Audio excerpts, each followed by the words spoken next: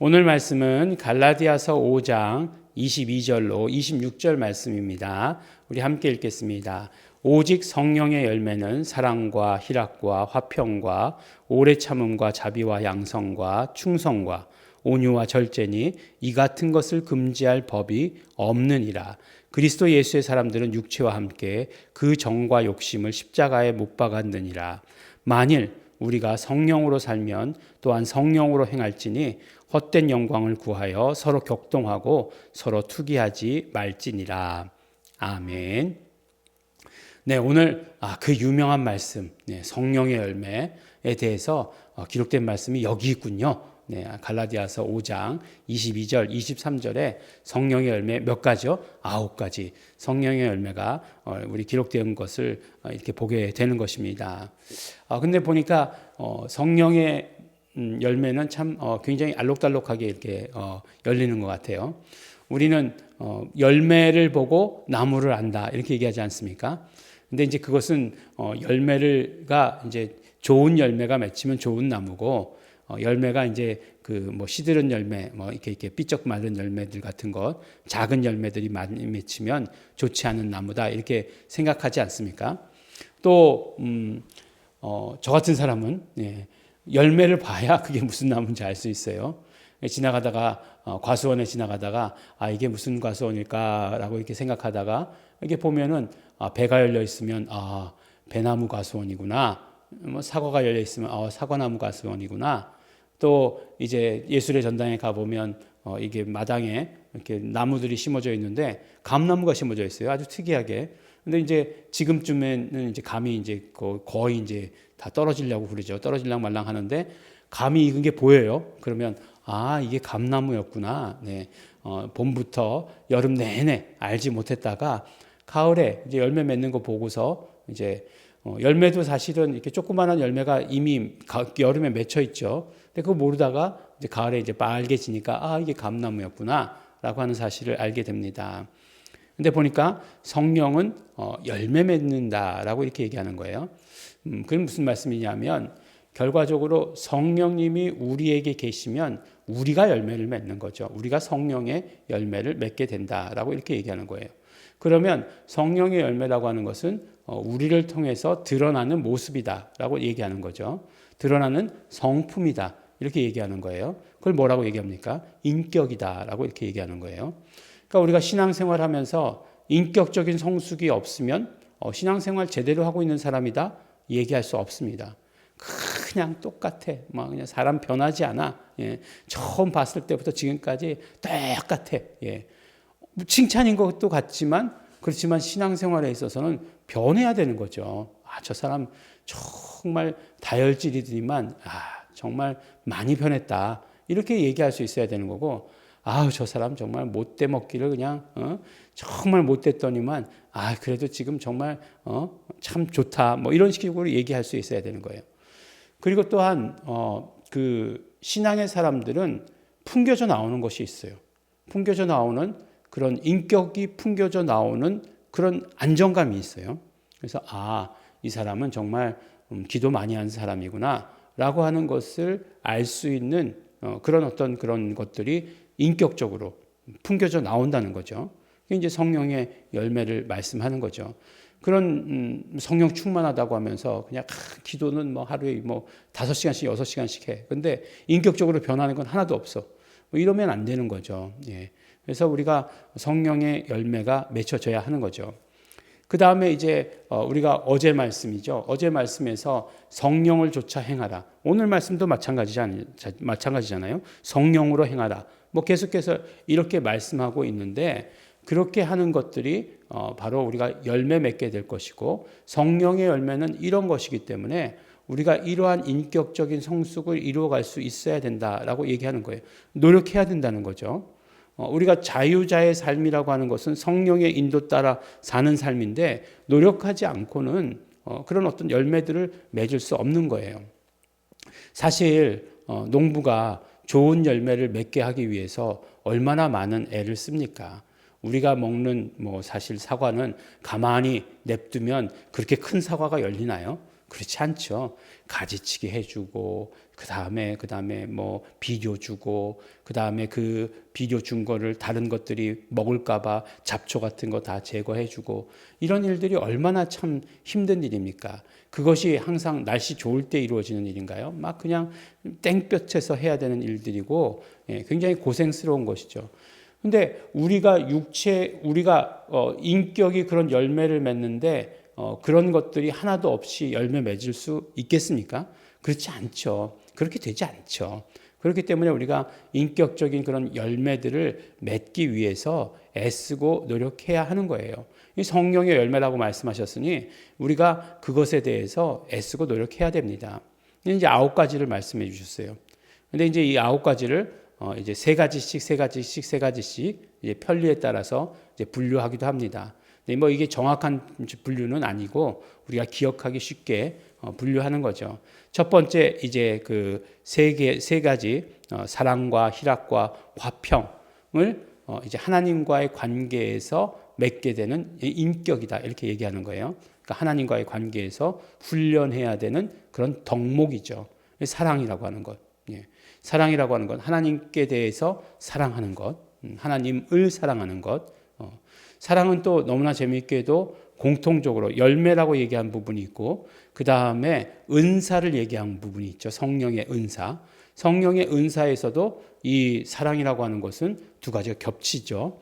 그만큼 우리에게 있어서 중요한 거죠. 하나님께서 우리를 먼저 사랑하셨으니 우리가 하나님을 사랑하는 거예요. 그 사랑을 말씀하는 것입니다. 희락이라고 하는 것은 기쁨이죠. 기쁨인데 느헤미야서에 보면 느헤미야서 8장에 보면 그런 말씀이죠. 여호와를 기뻐하는 것이 너희의 힘이라라고 이렇게 말씀하고 있지 않습니까? 그러한 기쁨을 말하는 거예요. 여기서도 다른 어떤 기쁨을 말하는 게 아니라 우리가 하나님을 기뻐하는 것.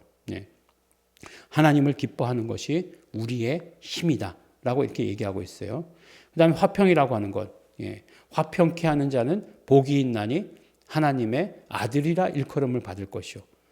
굉장히 그 팔복의 선언 가운데서도 화평케 하는 자를 높이 평가하지 않습니까? 왜 그럴까요? 예수님께서 화평케 하시는 자셨으니까. 그래서 그걸 뭐라고 얘기하죠? 화해라고 말씀드리지 않았습니까? 화해, reconciliation 이렇게 얘기한 것처럼 하나님과 우리 사이를 화해하신 분이 예수 그리스도시세요. 그러니까 결국에는 그 화평이라고 하는 것, 우리도 그 화평케 하는 직분을 받아서 이제 나가서 해야 된다라고 하는 것을 말씀하는 거죠. 그리고 이제 이웃과의 관계에 대해서 세 가지를 얘기합니다. 오래 참음과 자비와 양선이다라고 이렇게 얘기해요. 근데 오래 참음이라고 하는 것은 우리가 어떤 그런 뭐 성품 중에서도 모든 것들을 다 완성하는 성품이 오래 참음이다라고 이렇게 얘기하죠. 또 사랑을 완성하는 것도 오래 참음이죠.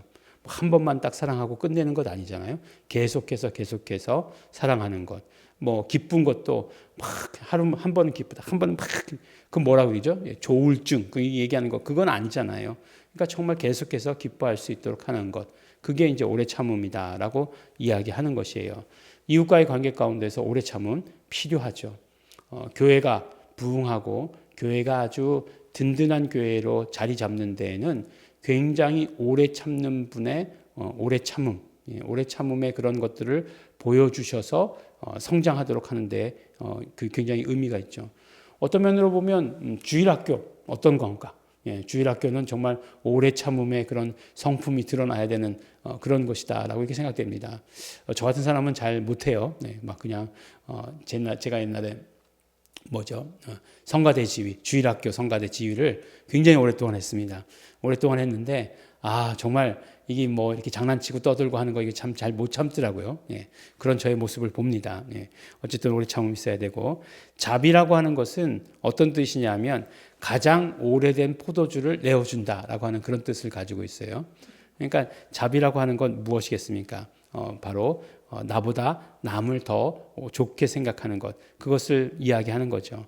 양선이라고 하는 것은 우리나라 말로 참 표현하기 어렵죠. 그렇지만 이제 하나님의 성품 가운데서 하나님은 선하시다라고 이렇게 표현한 부분이 있어요. 그 하나님은 선하시다 할 때 그 선하심이 바로 양선이에요. 우리나라 말로 참 어려운 이야기지만 그런데 이것은 하나님의 성품이고 결국은 그런 어떤 그 선하고 거룩한 것을 이야기하는 거예요.